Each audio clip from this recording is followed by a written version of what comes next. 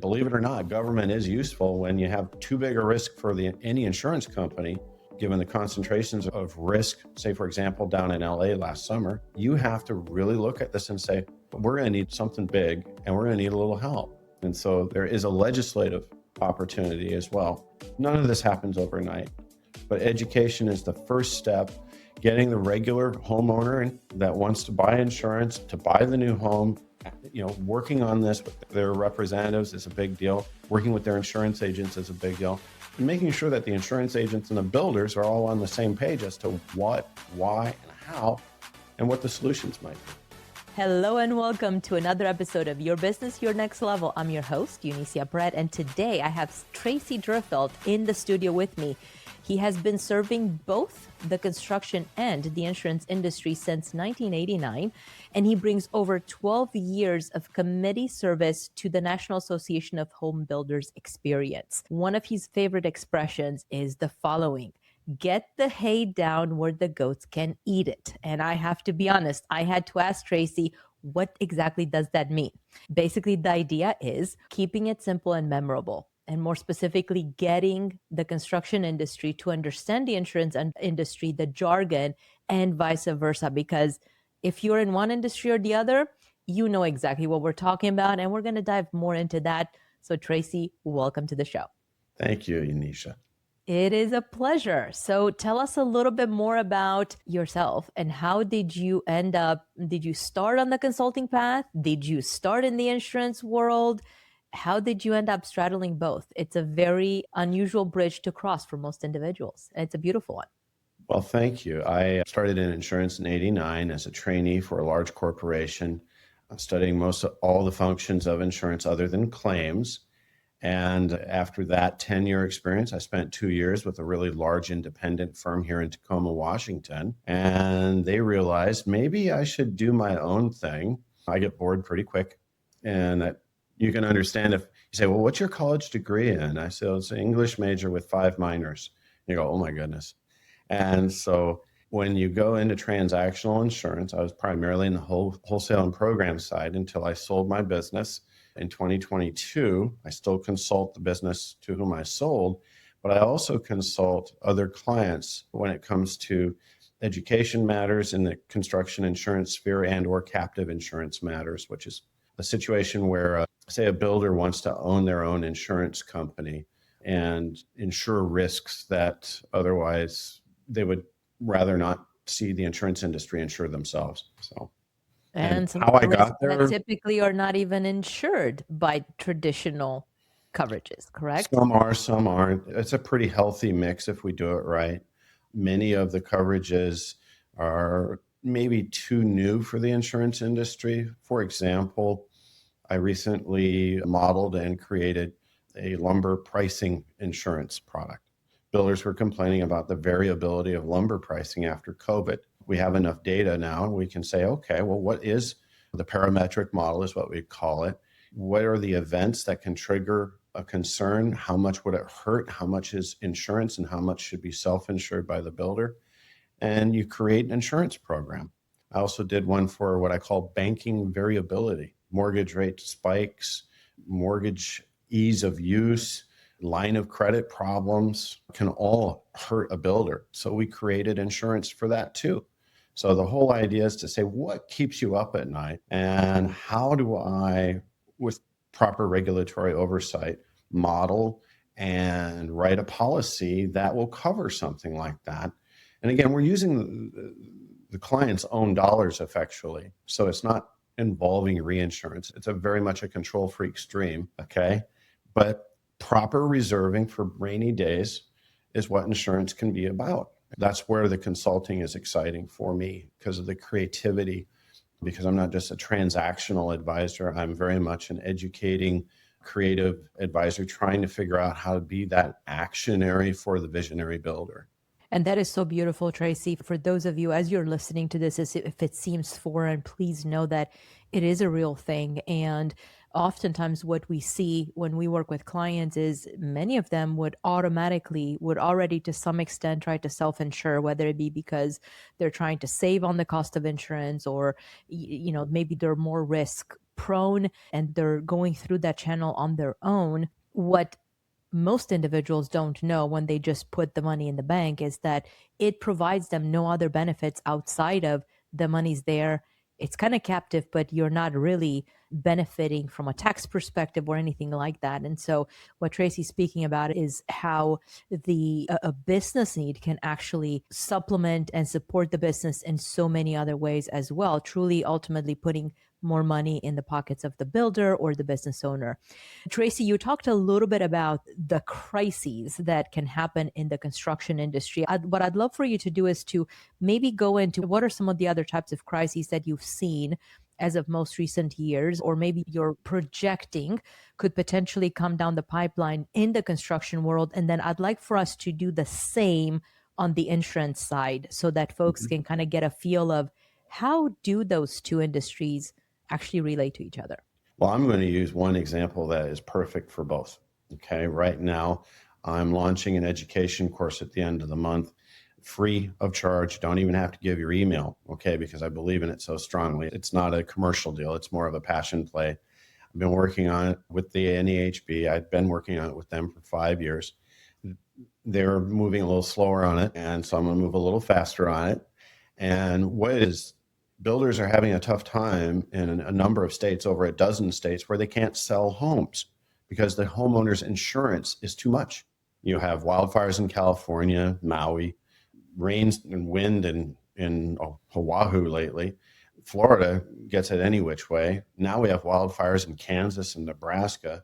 People's insurance premiums are going higher than 24% in the last 4 years. That's nationwide. In many states, they're doubling, tripling, or quadrupling. So when you have insurance premiums that are more typically, or used to be, 0.5% of the value of the home. Let's say take a $500,000 home, you have a $2,500 annual premium. No big deal, right? That's pretty normal. And when that doubles, now all of a sudden, you've priced out 3-4% of the market that is available to buy the home. And when that number reaches 2%, of the value of the home, which is very typical in California and Florida, for example, you've got only 10% of the population that can buy your home. Okay, so that's huge. Now, the insurance industry, all right, is looking at this saying, listen, the trend is pretty bad here. We're seeing more losses as years go by, and we're seeing where we have to raise prices ahead of the loss trend.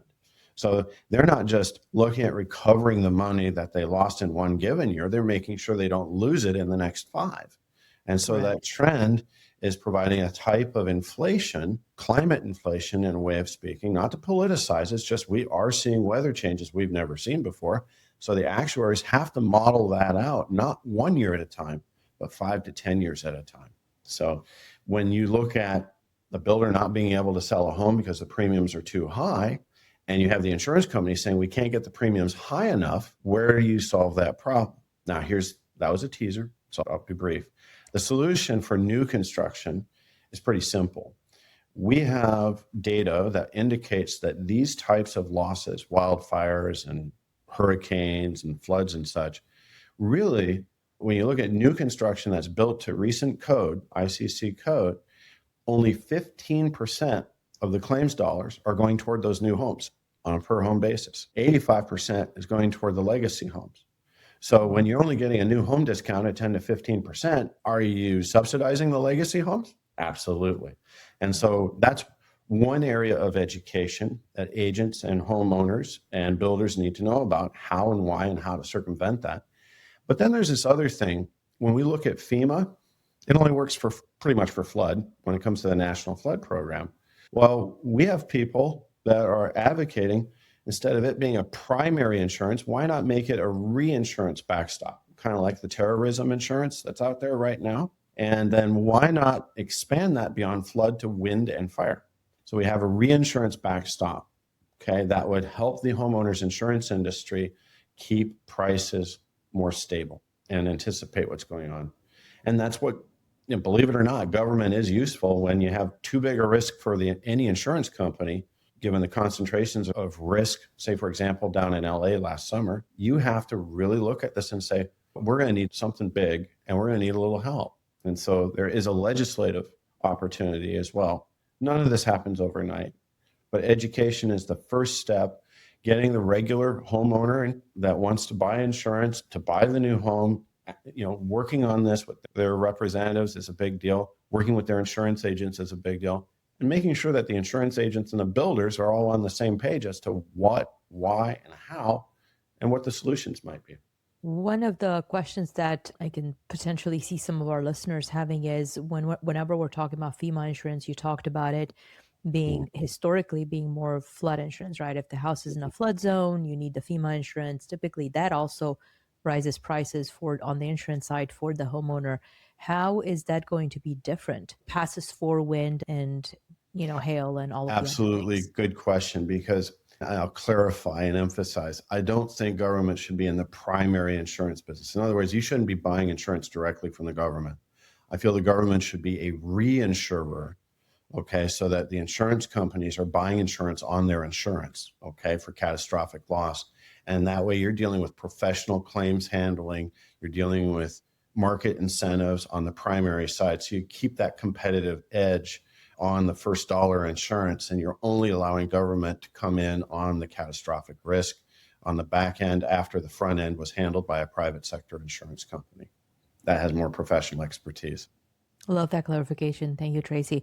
When you're thinking about the homeowners insurance, and you talked specifically about some of the states that have been impacted more than others, California being a great example. We have several clients there, and last year and the year before, there were several cases where individuals would say, nationwide, just cancel insurance policies for XYZ type of coverage. Yes. Talk to us a little bit about how do you see that kind of changing, and what can individuals do? This is a second part question. What can individuals of legacy homes potentially do to minimize the risk, but also to mitigate for that potential loss of coverage, especially in those higher impact states? Okay. The legacy home owner needs to look at what resiliency is, the key industry word, what resiliency is all about. For example, when you have a vent exposed to the exposure to the exterior of the house, is that vent ember proof so that the embers from a nearby fire don't just enter the house and burn the house down, right? What kind of roofing do you have? If it's not fire resistant tile or something similar, you might want to look at that. So there's many types of things that your remodeler, builder can advise on making a resilient home and thereby making it more insurable, okay? That's really the only advice I have, is in addition to changing the landscape where you don't have nearby loads, fire loads, burnable material, bushes, et cetera, really need to be many, many feet away from the home, okay? And then density of the neighborhood, it can be an issue too. Again, the course is going to educate the insurance agent as well as the homeowner on some of those things, but also being aware of how the insurance industry looks at them, given the various data sources. And we also don't want to just isolate our analysis to crime, because when you get into more densely populated areas, sometimes insurance isn't viable because of crime and violence data. And so we have to look at that and say, well, how and why is the insurance company looking at me this way? And then you can be more precise as to what you want to do about it, okay? When you look at the new homes, okay, what we're going to see done in California, it's already being done, is you're going to see pricing differentiation, but with what we call surplus line carriers, who are not subject to the politics of rate and form involved with an elected insurance commissioner in California, okay? And so they're allowed to do what they want to do and need to do to create solutions that are typically copied by the standard or preferred industry like State Farm and Allstate after they've got proven data that works. It's interesting that you mentioned that. We actually have a close friend who lives in Hawaii, and before the fires, it was almost like divine intervention. A few months before the fires, they changed insurance companies because their old insurance company basically said, we're no longer going to provide coverage. So here they are with the new insurance company. Fires arrive, and years later, they're still being covered by the insurance while they're going through actually getting the home rebuilt because, of all the rules, regulations, and everything else by the state of Hawaii. And they literally said it truly was a miracle that the old company dropped the coverage, that the new company basically reached out to them, they were able to get coverage. And even in that case, as from an insured perspective, their question was, how in the world can the insurance companies stay in business? Because if we're looking, they were looking at they said, just looking at our claim, it's massive. And there have been so many other claims, obviously, for individuals that were impacted in Hawaii and California and other places as well. Do you have a perspective on that? Reinsurance is the insurance insurers buy where their financial capacity needs to be guaranteed to handle catastrophic claims. Okay. And reinsurers are different creatures. They're typically much larger companies.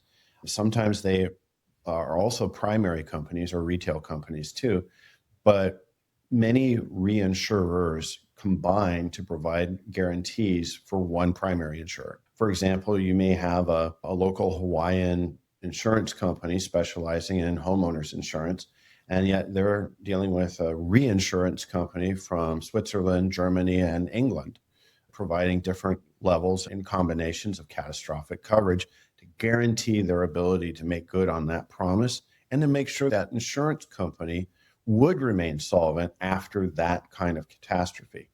And regulators look at those types of contracts, those kinds of arrangements, before they approve an insurer to sell homeowners insurance to make sure that they're not walking into a situation that they can't handle or that would put them out of business. So regulators do serve a positive purpose. I want to be clear on Of course they do, until the politics come into play. I that. guess the Exactly. question, shifting the question on the homeowner, how can a homeowner, especially in one of those states, it's interesting because they pay the highest taxes, they pay the highest insurance. Mhm. God bless them. They're dealing with everything. They do have beautiful weather, and we'll give them that. And while we're working on helping them with some of the other things, what can they do, Treacy, to figure out which are the insurance companies that perhaps they would be better served to collaborate with for their insurance needs versus choosing an insurance company that perhaps might opt to pull their lines of coverage for specific lines of insurance out of that market? This is where your insurance agent should be doing due diligence on the companies that agent represents. Okay. An agent should not represent a company that has any cloud of possibility of failure or of claims resistance. And I can't suggest that a consumer can directly call an insurance commissioner and ask for a biased answer. They can always ask if there's an insurance company that's in trouble, and the commissioner is obligated to tell them. But after that, it's really about the insurance agent knowing how to do that kind of due diligence, both financially and from a reputational point of view, in terms of selecting the right homeowners insurance.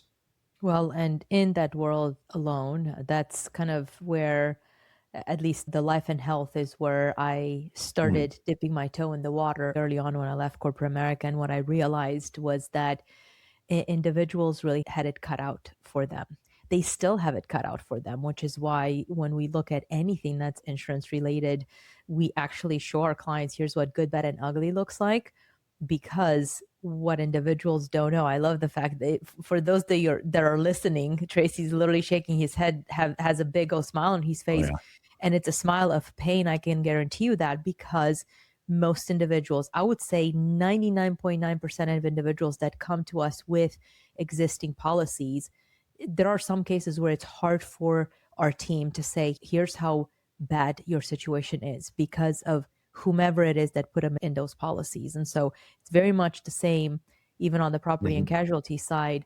It really pays to pay attention and ensure that you have the right team on your side. And if anything feels off, chances are it's off. If it smells like fire, there's probably something burning there.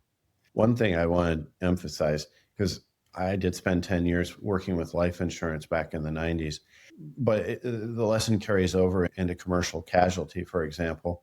Don't just look at the rating. Somebody may have an A plus rating with AM Best or some great rating with Moody's or Standard and Poor. Look at why they have the rating, because sometimes they have a great financial rating because they never pay claims and only take premiums. And so you have to be careful about anything that's black and white. The agent needs to understand all the shades of gray of reputation. And you need to look at third party resources as well. again, the insurance commissioner's site will talk about claims conduct, and that may contradict the A+ rating that insurer still has. So just, again, it's important for a professional to give good advice.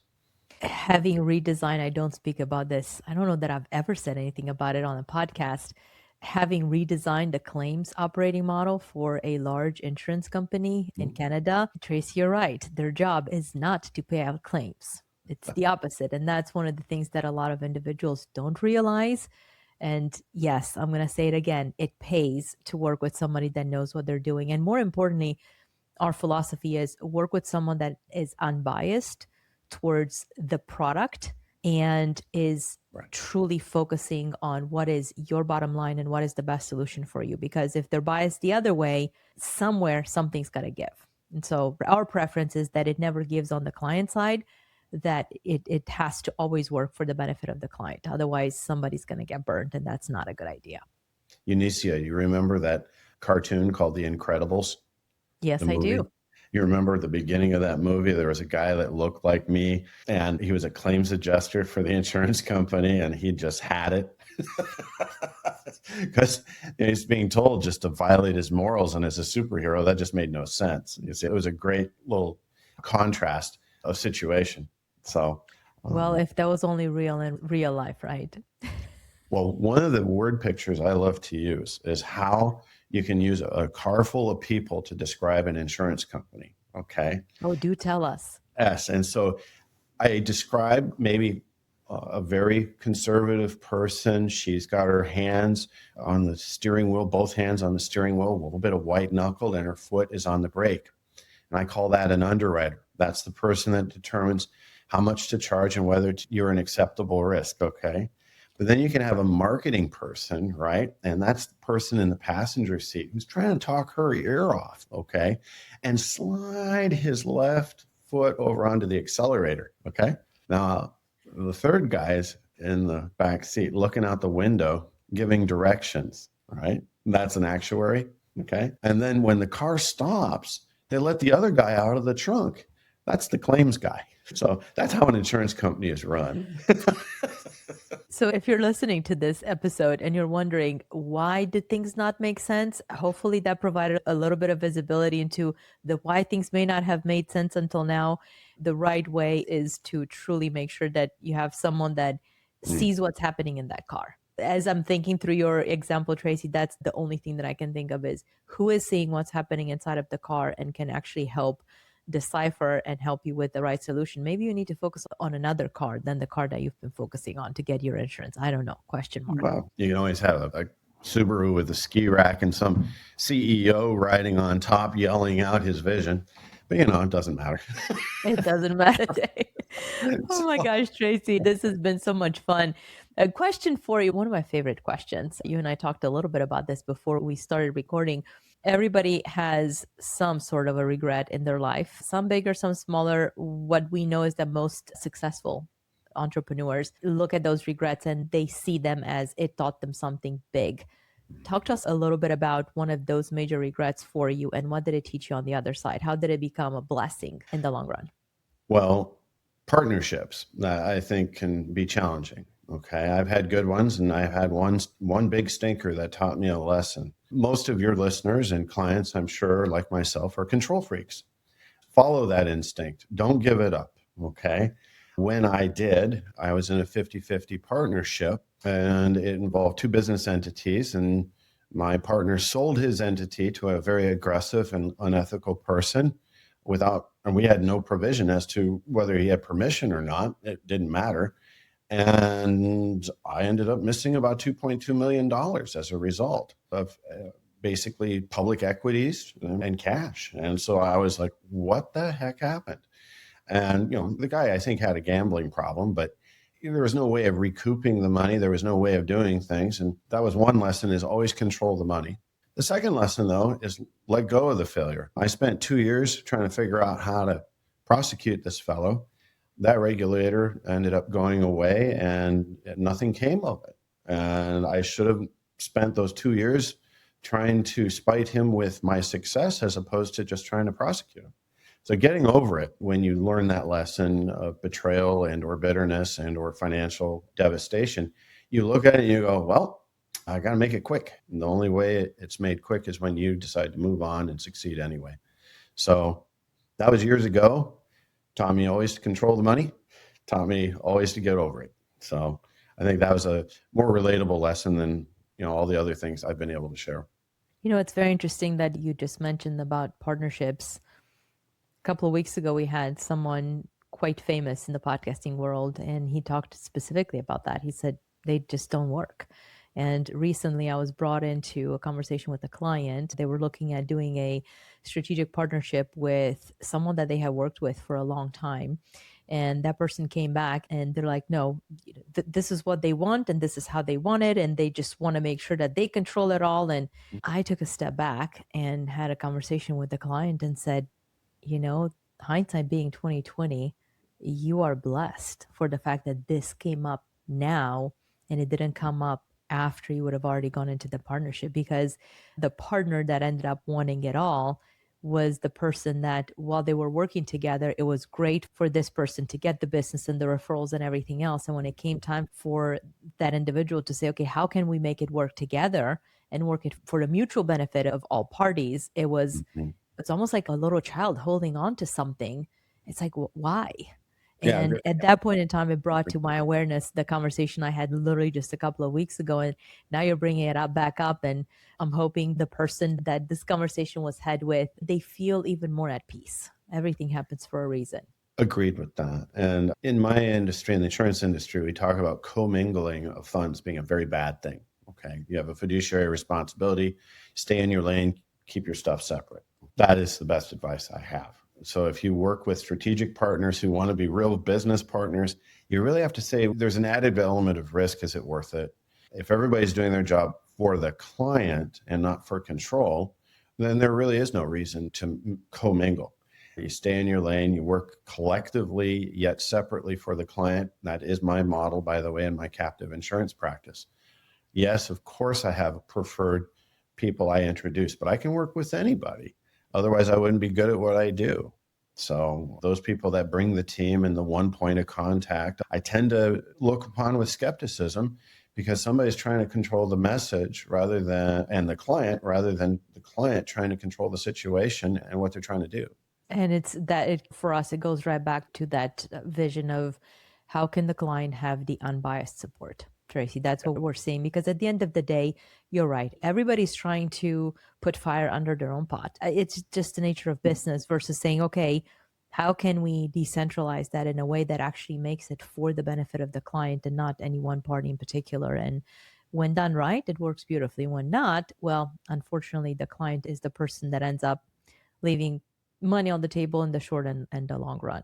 Treacy, one of my final question for you today is, as we've had an amazing conversation on all sorts of different topics, construction, insurance, car illustration, claims, all the things, is there anything particular that you feel on your chest in terms of what our listeners should be thinking of, knowing that they are entrepreneurs that are super successful in their own right and they are dealing with insurance challenges and considerations and things like that?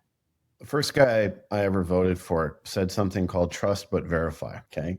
Now, I don't mention names. I don't even think I have to, but trust but verify. When you are looking at existing and new relationships, circumstances change. So you really have to trust but verify. Don't just say, hey, I don't have time for this, I'll just run with it. Get educated.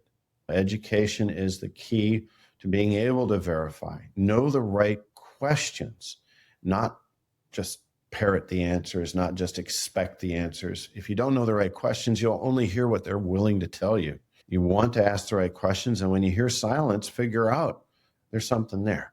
So when you're looking at consultants, you have to be careful that they're telling everybody the same thing, or are they telling you something? Okay. And you need to discern between the two. So I hope that's an adequate answer for that. Really good question. That is a very adequate answer.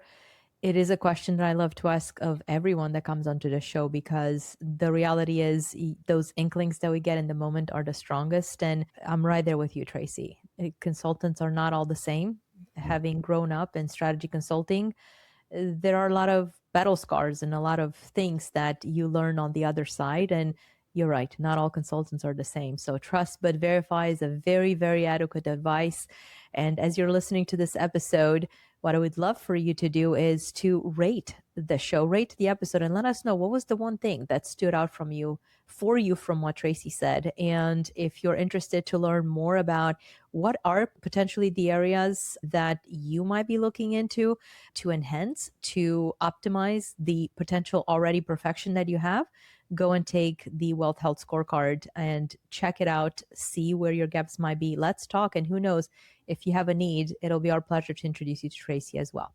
So until next time, stay tuned for your next episode of Your Business, Your Next Level. Thank you for joining us on Your Business, Your Next Level podcast, where it is all about helping you make more, keep more, and elevating your business to the next level. To learn more, make sure you head over to www.podcast.extelstra.com and don't forget to subscribe, rate, and review the show. Again, that's podcast.excelstra.com. Until next time, thanks for listening.